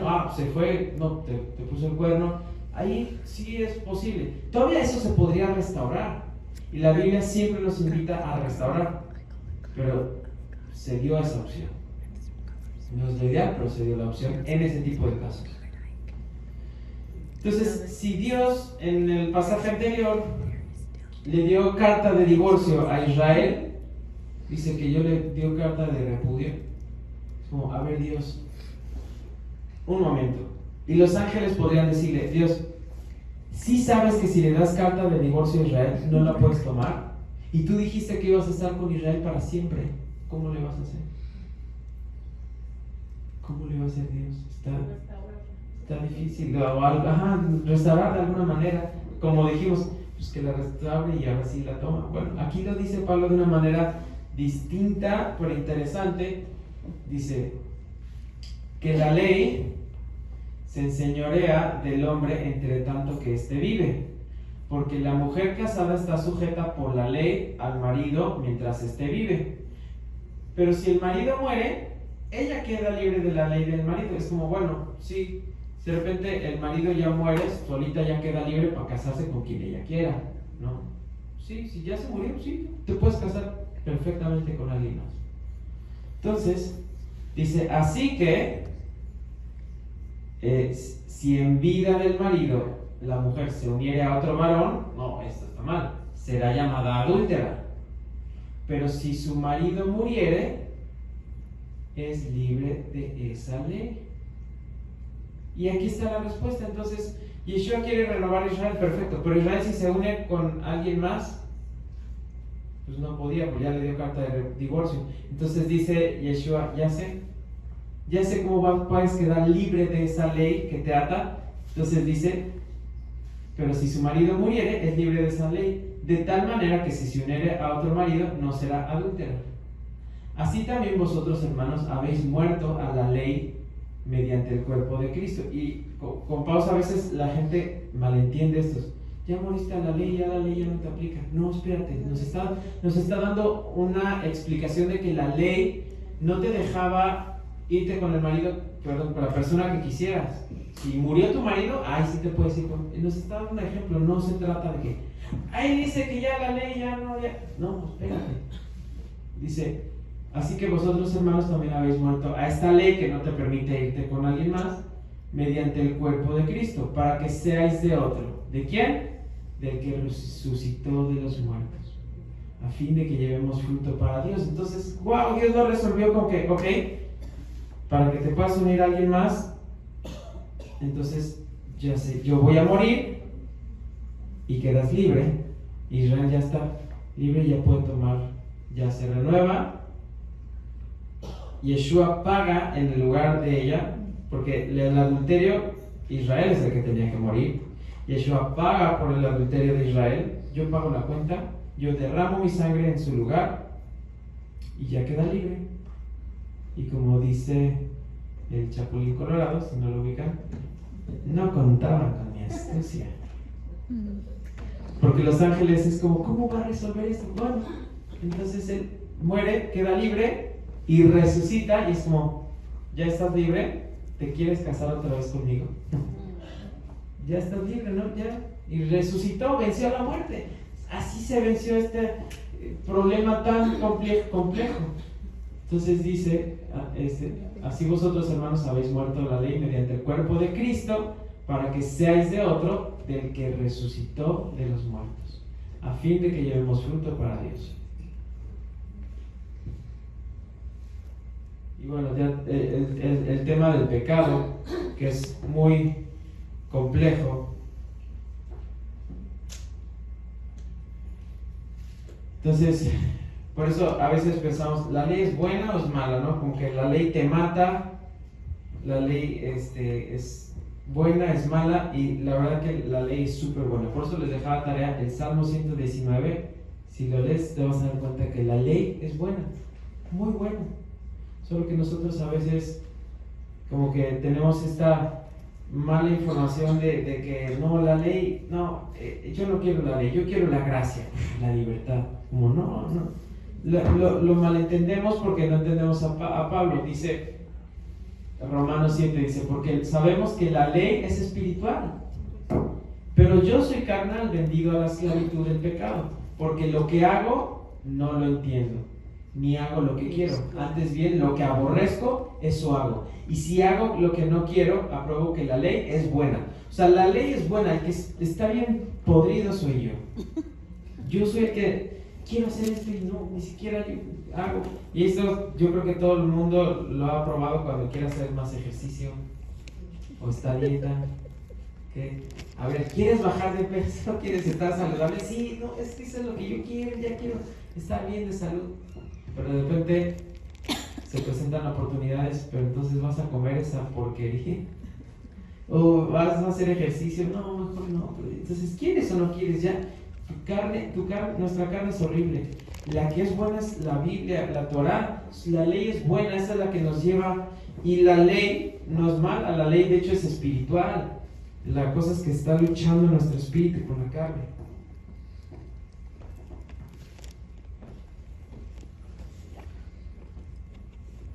Porque todos los que dependen de las obras de la ley están bajo maldición. Y muchos leen Gálatas y dicen, oh hermano, ¿quieres obedecer la ley? Vas a estar bajo maldición. Ni estás entendiendo lo que dice Pablo. La maldición viene cuando no obedeces la ley. Porque Pablo está diciendo, citando a la ley, esto que está citando, dice, escrito está hablando de la ley. Maldito todo aquel que no permaneciera en todas las cosas escritas en el libro de la ley para hacerlas. Entonces Pablo me está diciendo, si no obedeces los mandamientos, te va a ir mal, va a caer la maldición sobre tu vida.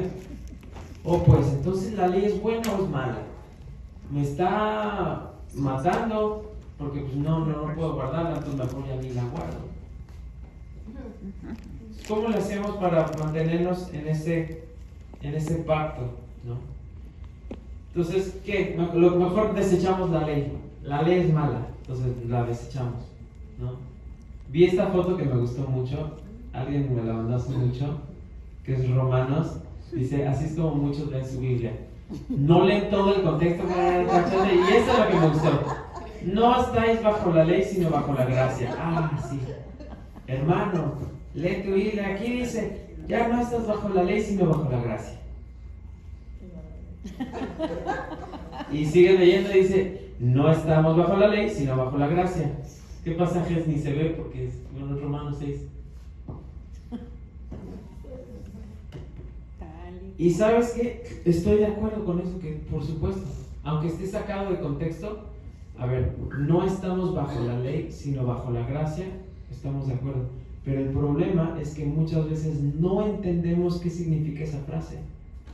No estamos bajo la ley, sino bajo la gracia. pues significa que ya China libre, ya hermano, oye, la ley dice que no cometas adulterio, sí, pero eso era en el pasado, ya Cristo me perdonó, ya puedo andar con muchas, no, y eso es obviamente algo que diría la mayoría de las personas que toman este versículo como, no, eso sí es moralmente incorrecto. Pero entonces, por ejemplo, es muy importante que la ley dice, guarda el día de reposo, guarda mis fiestas. Hoy estamos aquí porque Dios nos trajo, pero también Dios nos quiere decir, estas citas son importantes, siéntate y escucha tantito. Mi Torah, mi instrucción. No, eso, ay, qué pesado estar aquí escuchando la palabra de Dios. Yo, mejor la gracia, ya, libre. ¿Qué significa no estar bajo la ley? Ya no estamos bajo la ley, sino bajo la gracia. Esto es algo precioso, y si quieren, vamos a nuestras Biblias a buscar ese versículo para ver lo que se le quitó. Es Romanos capítulo 6.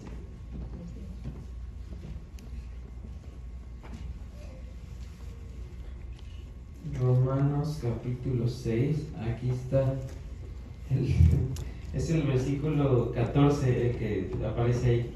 Dice, porque el pecado no se enseñoreará de vosotros, pues no estáis bajo la ley, sino bajo la gracia. Lo que está diciendo es que nosotros hemos pecado. La pregunta es, bueno, ¿y qué es pecado? ¿No? Algunos dicen, no, pecado es ir en contra de lo que dice el Papa. Ah, ¿dónde dice eso lo que está escrito? O lo que dice el pastor. ¿Qué es pecado? Ahorita vamos a ver la definición. Pecado es, lo dice clarísimo este versículo. Esto es primera de Juan capítulo 3, versículo 4, dice, todo aquel que comete pecado infringe también la ley, pues el pecado es infracción de la ley. Es que pecado suena como una palabra religiosa, pero pues es lo que es, ¿no? Si nosotros infringimos la ley, va a ser como, no sé, la ley de tránsito, pues es una falta y tiene consecuencias. Bueno, Dios tiene una ley, ¿cuál? La Torah. Si nosotros no guardamos un mandamiento o un mandamiento que decía que no hagas esto y lo haces, eso es pecado. Entonces el pecado es infracción de la ley. Dice, y sabéis que Él, Yeshua, apareció para quitar nuestros pecados y no hay pecado en Él. Y sabéis que Él apareció y no hay pecado en Él. Todo aquel que permanece en Él no peca. Todo aquel que peca no le ha visto ni le ha conocido. Entonces, Yeshua, que no peca, es el que nos ofrece su vida, y por eso dice como que yo te ofrezco mi espíritu y ya no vas a pecar. Por eso, regresando al versículo que se malentiende, es ya no estás bajo la ley. La palabra griega que se utiliza es huponomos. Hupo es debajo, nomos es ley, donde ya la ley más bien no te condena, porque todos somos culpables ante la ley. ¿Quién no ha pecado? ¿Quién no ha transgredido la ley? Pues todos hemos transgredido la ley. Pero Dios, Yeshua en la cruz, murió por nuestros pecados. Él pagó nuestra cuenta. Y entonces, si el pecado quiere llegar a condenarnos, ya no aplica. Porque Yeshua ya pagó. Porque dice Romanos en otra parte, dice, porque la paga del pecado es muerte. El pecado trae muerte. Podríamos decir, porque las transgresiones a la Torah son muerte. Mas la dádiva de Dios es el perdón de nuestros pecados. Entonces, por eso ya no estamos bajo la condena del pecado, sino estamos bajo la gracia, donde Señor ya nos perdonó nuestros pecados. Hoy, este es un regalo gratuito. No lo merecíamos, pero el Señor hizo todo para que podamos estar limpios ante Él. Y el versículo 15 de Romanos, si llegaron ahí, nos dice la clave. Porque si tú piensas, Pablo me está dando licencia para ya no obedecer la ley, dice Pablo en el versículo 15. ¿Qué pues? ¿Pecaremos porque no estamos bajo la ley, sino bajo la gracia? En ninguna manera. Esto es lo que está tachoneado ahí. Entonces, dice, podríamos leerlo. ¿Qué pues? ¿Transgrederemos la ley o transgrederemos la Torah porque no estamos bajo la ley, sino bajo la gracia? No, de ninguna manera. Lo tienes que entender como la mujer adúltera que la iban a apedrear porque pecó en adulterio. Y ella recibió ¿qué? Misericordia de parte de Yeshua. Entonces le dice, a ver, aviente la primera piedra que me esté libre de pecado. ¿Nadie? Ok. Le dice, ni yo te condeno. ¿Qué recibió esa mujer? Gracia, perdón, misericordia. Y Yeshua no le dice, bueno, ¿cuál fue tu problema? ¿Que hiciste, que eres infiel? Ok, si quieres ya, yo te voy a quitar ese mandamiento para que ya no te condenen y ya puedas ser infiel y no, nadie te condene. Gracias, Yeshua, es lo que más quiero en la vida. Sería rarísimo, así no le hizo. Yeshua dice, mira, tú estabas bajo la ley te estaba señalando culpable. Oye, esta mujer es culpable, la ley diría, sí, porque la ley dice esto no se puede hacer. Ok, yo te voy a quitar la condena de la ley, te voy a ofrecer mi gracia. Entonces ya no estás bajo la ley, sino bajo la gracia. Perfecto. Versículo 15. ¿Qué pues? ¿La mujer adúltera va a pecar porque ya no está bajo la ley, sino bajo la gracia? En ninguna manera. Por eso Yeshua le dice, ok, ya no te condenan, ve. ¿Y qué le dice? Y no peques más. Ah, qué diferente. Ve y no peques más. Entonces, nosotros no guardamos los mandamientos, la Torah, porque queramos ganarnos la salvación. Esa es gratuita, no es por obras para que nadie diga yo soy bueno. Dios nos ofrece ese perdón de pecados gratuitamente y en agradecimientos, Señor, yo ya no quiero transgredir tus mandamientos. Si entendí que mis transgresiones a tu Torah te mandaron a la cruz, yo quiero vivir de acuerdo a tus mandamientos. Y Dios, ¿en serio? ¿Te quieres casar conmigo? ¿Ya en serio quieres volver a estar bien? Yo te perdono. Y por eso ha puesto su espíritu. Bueno, este es un ejemplo que daba el Shabbat pasado. ¿Se acuerdan de los frenos? Que creemos que los frenos... ¿Para qué sirven los frenos? Para frenar, ¿no? ¿Cómo que para qué? Y si les dijera, no, los frenos sirven realmente para que puedas avanzar. A ver, ¿cómo? Los frenos son para frenar. No, los frenos son para que puedas avanzar. Es un cambio de filosofía donde, bueno, sí es cierto, si yo quiero subirme a un carro, no, si me compro un deportivo tan bonito y quiero ir a la carretera y llegar y manejar, si me dijeran, tu carro puedes acelerar y puedes llegar a 100 millas por hora, no, o sea, nomás te digo algo, no tiene frenos. No vas a llegar, no vas a ni querer, no vas a llegar ni a la esquina. Ahí quedarías. Entonces muchas veces decimos, yo no quiero la ley, yo quiero la gracia, porque siento que la ley me frena, es un límite. Los jóvenes creemos eso. Es que no me quiero someter a mis papás porque me limitan. ¿En serio crees que tus papás se quieren limitar? Y Dios, un buen padre, nos quiere limitar. Dios nos pone mandamientos, esto sí, esto no. No porque no sea mala onda, sino Dios quiere que podamos avanzar en la vida y llegar tan lejos como ni te puedes imaginar. Dice en Jeremías, yo tengo planes para ti increíbles. ¿No? Los planes del Señor son increíbles y solo abrazas sus mandamientos que no te frenan, sino te permiten avanzar.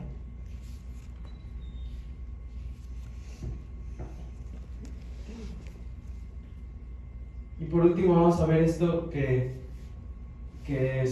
dice Pablo en Corintios, ¿no? Dice, y tal confianza tenemos mediante Cristo para con Dios, no que seamos competentes por nosotros mismos para pensar algo como de nosotros mismos, sino que nuestra competencia proviene de Dios, el cual asimismo nos hizo ministros competentes de un nuevo pacto, no de la letra, sino del Espíritu, porque la letra mata, mas el Espíritu vivifica.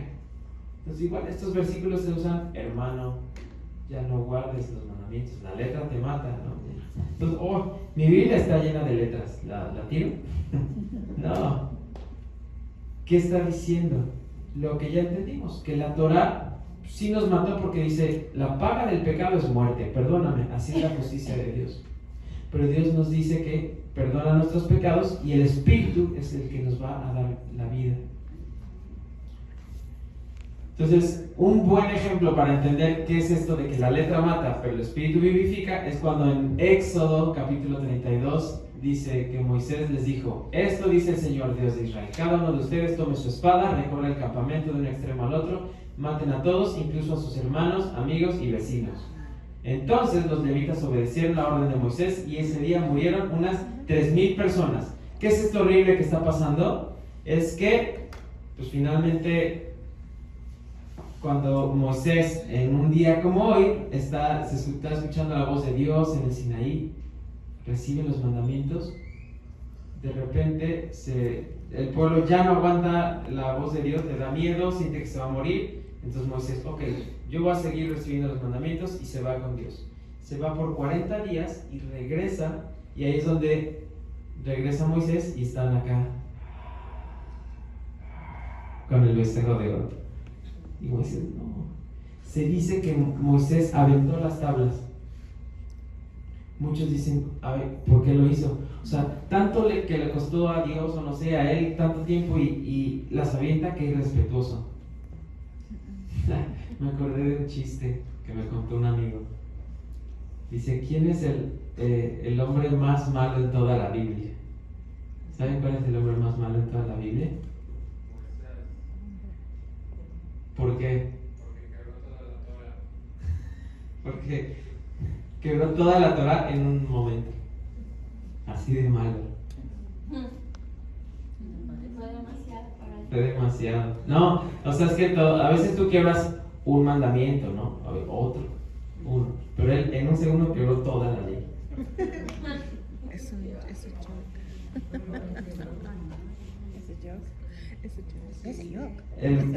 Ya no sé si el más malo es Moisés o el chiste. Pero a mí me gustó que me lo contó un buen amigo. Entonces, este acto que Moisés hizo, muchos dicen, este fue un acto de amor.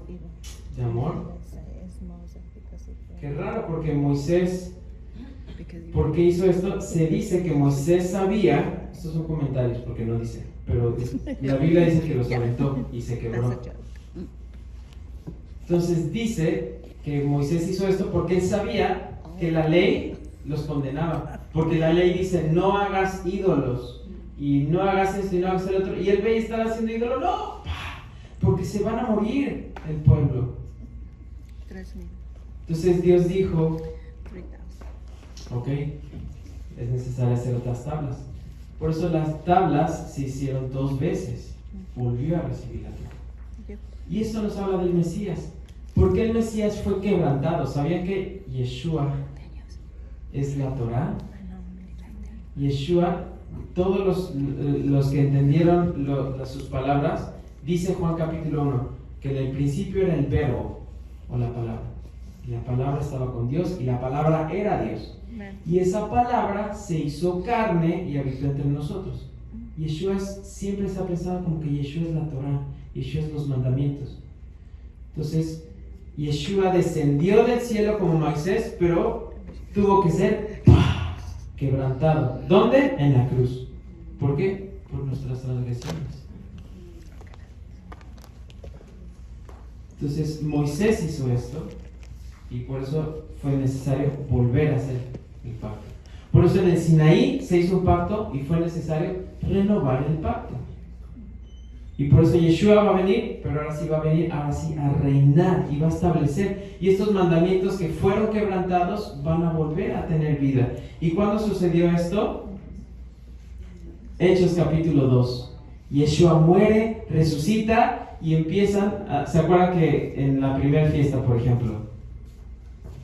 Aquí en Pesaj es la primera fiesta de peregrinación. Termina la fiesta, se van a sus casas, viven ese tiempo y llega Shavuot y vuelven a venir las personas, y Pedro es donde les dice, oigan, ¿se acuerdan que crucificaron a Yeshua? Y que muchos de ustedes gritaron, sí, crucifíquenle, no creemos que es el Mesías.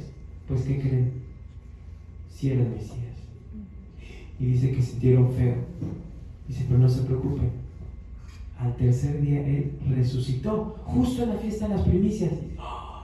y todos felices que resucitó el tercer día. Y entonces dice que les estaba predicando y vamos a leer. Dice, el día de Pentecostés, por eso es un día como hoy. Muchos dicen, híjole, como que sí es tan importante. Bueno, te voy a decir, dos de los acontecimientos más importantes en la historia de la humanidad han sucedido un día como hoy. ¿Sabías? ¿Por qué? Porque en el primer Pentecostés, en el primer Shavuot, Dios habló en el monte Sinaí y se manifestó de una manera poderosa y el pueblo de Israel escuchó la voz de Dios. Y muchos creen que solo Moisés escuchó la voz de Dios. No es cierto. Toda una multitud, más o menos cuántas personas se dice que habían alrededor del monte Sinaí, ¿saben? Como 3 millones aproximadamente. Entonces hay más de 3 millones de personas que todos están escuchando la voz de Dios y diciendo, yo soy el Señor tu Dios que te saqué de la tierra de Egipto, y todos los mandamientos, y todos están así impresionados porque nunca antes se había dado esta situación. Nunca antes todo un pueblo había escuchado la voz de Dios. Nunca. ¿Y sabes qué? Nunca ha vuelto a suceder algo así. Pero algo muy similar está por sucediendo aquí.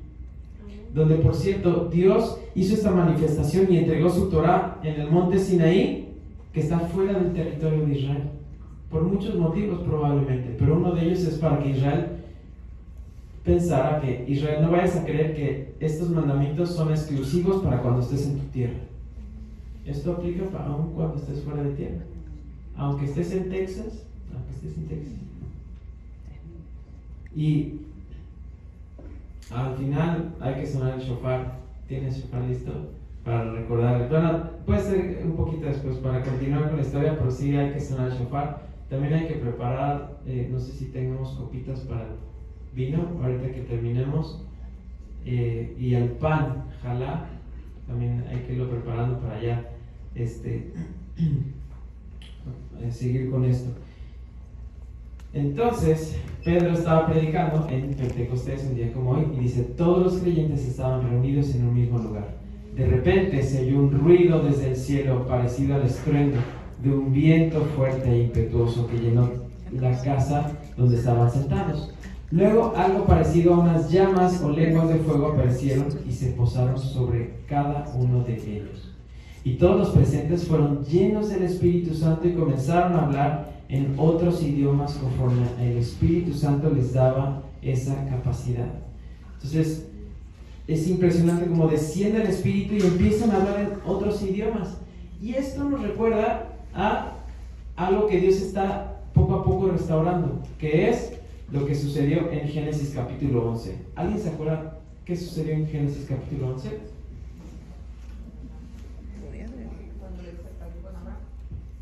Un poquito antes de eso.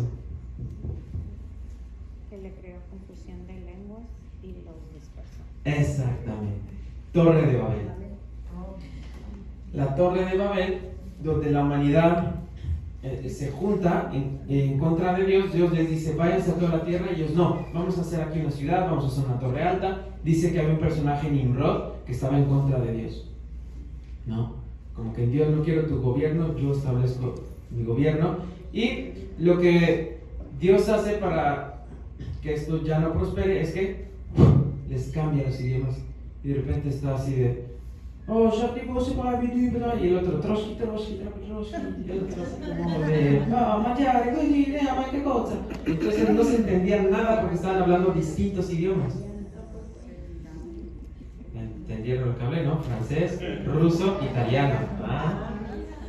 Soy políglota. Gibberish. Y entonces Dios ahí confunde los idiomas. Y en el monte Sinaí se dice por comentarios que era una multitud mixta, y aún así todos entendieron la voz de Dios. Y luego, 1500 años después, en un día como hoy en Pentecostés, Dios sigue restaurando, y ahora su palabra empieza a sonar en distintos idiomas, porque dice que hablaba las maravillas de Dios. ¿Qué son las maravillas de Dios? Lo que está en su palabra. Entonces imagínate escuchar el Salmo 100 italiano, en francés, en alemán, en japonés, no sé, en todos los idiomas. Increíble lo que Dios está haciendo. Y que sigue diciendo más adelante en el versículo 41 dice: los que creyeron lo que Pedro dijo fueron bautizados y sumados a la iglesia en ese mismo día, como 3,000 en total. Y si tú lees este pasaje y tienes fresco lo que pasó un día como, bueno, poquito después de Shavuot, fue justo que en el Sinaí murieron 3,000 personas, y cuando Dios derramó su espíritu, ese día se añadieron 3,000 personas. No es de a gratis que Dios está diciendo justo ese número, porque Dios nos quiere decir: ya sé que el pecado trajo consecuencias y lo mató a Israel y tuvo consecuencias, pero Dios con su espíritu nos da una oportunidad más y nos da vida. Entonces el Señor, por medio de su espíritu, es que está restaurando a su pueblo. Y si nosotros estamos aquí escuchando la voz de Dios, es porque Él quiere que seamos restaurados. Y el Señor, si nos da su espíritu, fíjense qué preciosos frutos empieza a dar el espíritu. Seguro lo conocen. Gálatas capítulo 5 versículo 22 y 23 dice: mas el fruto del espíritu es amor, gozo, paz, paciencia, benignidad, bondad, fe, mansedumbre, templanza. Contra tales cosas no hay ley, ¿no? ¿Hay una ley que diga, no, esto está mal? No, la ley no tiene nada en contra de eso. Esto es algo maravilloso. Y esto es algo que el Señor quiere producir en cada uno de nosotros. ¿Por medio de qué? De su espíritu. Que Él sopla en nuestras vidas para que tengamos vida y vida en abundancia. Y ¿se acuerdan lo que les decía de los 10 mandamientos? Hay un comentario que me gustó mucho donde decía que a veces sentimos que los mandamientos como que nos está frenando, ¿no? De que no hagas esto, como un niño, ¿no? ¡Ey, no hagas esto! ¡Bájate! No! Como que solo te limita. Pero alguien me dijo que es muy padre que los 10 mandamientos, si los ves en el espíritu, es como que son profecías que Dios está dando. ¿Cómo que profecías? ¿A qué me refiero? Dicen los profetas que cuando Dios derrame su espíritu, nos va a hacer andar en sus mandamientos. Por ejemplo, voy a leer Ezequiel capítulo 36, que es donde de manera excelente dice lo que va a hacer su espíritu. No lo puse ahí, pero es Ezequiel capítulo 36, versículo 24 en adelante. Dice Ezequiel 36, 24: y yo os tomaré de las naciones y os recogeré de todas las tierras y os traeré a vuestro país. ¿Por qué se fueron a las tierras? Porque pecaron y Dios los esparció. Dice: pero yo los voy a ir a recoger y los traeré. Versículo 25: esparciré sobre vosotros un agua limpia y seréis limpiados de todas vuestras inmundicias, y de todos vuestros ídolos os limpiaré. ¿Cuál es esa agua limpia que va a esparcir? Es su palabra, su Torah. Versículo 26: os daré un corazón nuevo y pondré espíritu nuevo dentro de vosotros, y quitaré de vuestra carne el corazón de piedra y os daré un corazón de carne, y pondré dentro de vosotros mi espíritu. ¿Y qué va a hacer el espíritu? Y haré que andéis en mis estatutos y guardéis mis preceptos y los pongáis por obra. Habitaréis en la tierra que di a vuestros padres, y vosotros me seréis por pueblo y yo seré a vosotros por Dios. Entonces Dios profetiza por medio de no solo Ezequiel, Isaías, Jeremías, profetiza el Espíritu que va a venir y nos va a hacer andar en sus mandamientos.